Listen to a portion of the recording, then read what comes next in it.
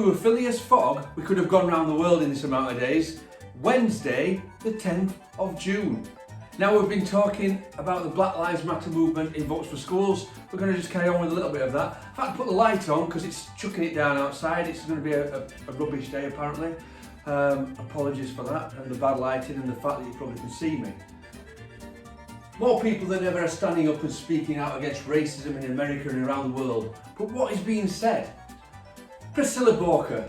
Now she's a social worker at the Brooklyn demonstrations. It's either COVID is killing us, cops are killing us, the economy is killing us, either way we're still being killed, so we don't mind taking the risk. Trevor Noah, Daily Show host. They say this is not the right way to protest, but it's never the right way to protest because that's what protest is. It cannot be right because you are protesting against a thing that is stopping you. Do you agree or not? Some BBC interviews with black British people. It's like we're reliving the same movie every year. There's like a new list of black people that are being killed. If black people are never afforded the position to feel comfortable to just say we're black and that is what we're going through, nothing will change. Do you agree or not? Madeira Arredondo, Chief of the Minneapolis Police. Mr. Floyd died in our hands. Silence and inaction.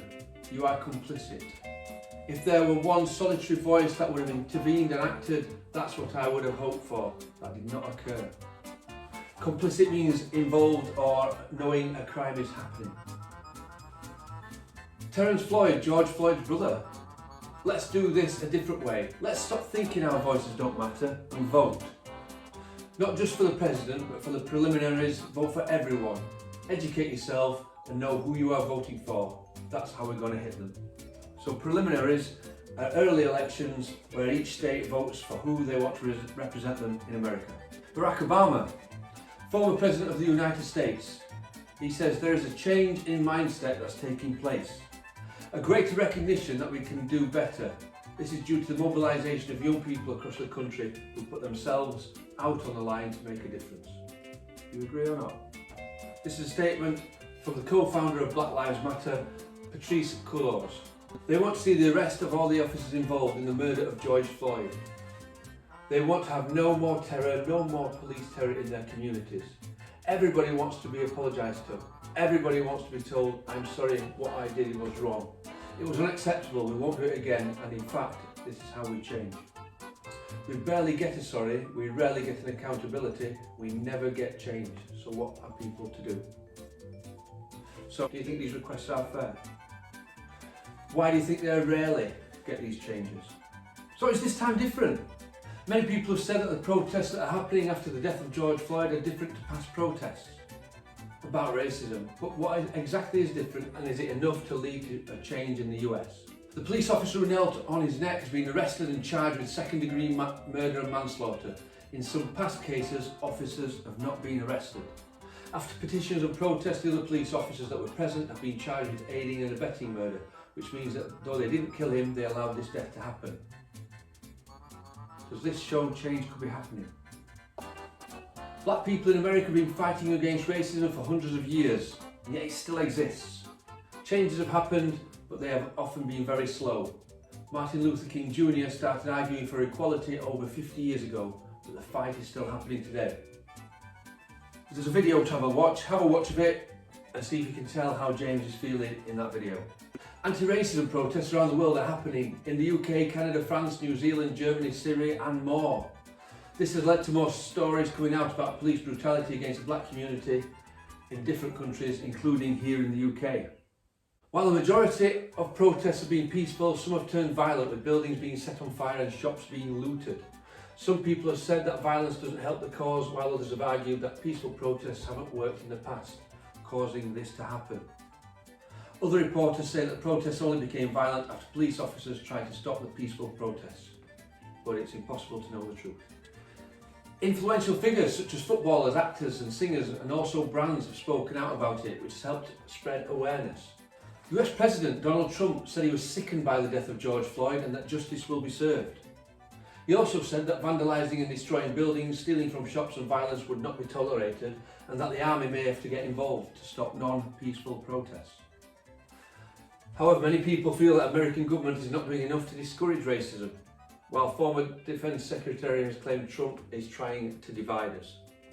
Social media is being used to encourage more people to recognise the causes and symptoms of racism and to be involved in social change.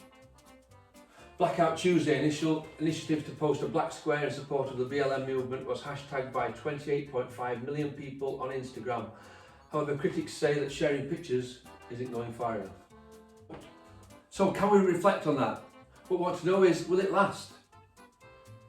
Can you write a passage down saying why it will last? So what more needs to be done to cause lasting change? That's a challenge for you. There is a call to action. What can you do to support the Black Lives Matter movement? Maybe some of these ideas. Speak up against intolerance and racism. Teach others about the barriers being faced.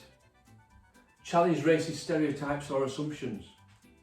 Listen and learn from other people's experiences. Use your platform for good and spread the message on social media. Don't be afraid to ask questions if you want to know more. Learn more about the BLM movement and history. There's some links on that slide to help you with that. Remember, just because it's not happening to you doesn't mean it's not happening. Will recent anti-racism protests lead to change in the US? Yes or no? Get down to the Votes for Schools link. It is on your Show My Homework. Make sure your voice is heard. As we saw at the start of yesterday, some Wath Academy students are getting their voices heard on this. Okay, this song is one of my favourites, to be honest, but it's usually a lot rockier than this. But I've got an acoustic guitar and no electric guitar currently. So here we go.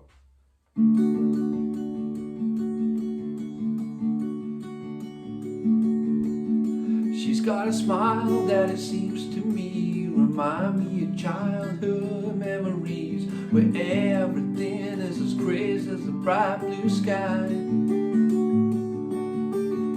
Now and then when I see her face, she takes me away to that special place, and if I stare too long, I'll probably break down and cry.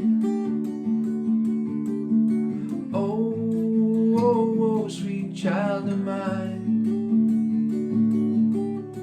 Oh, sweet love of mine.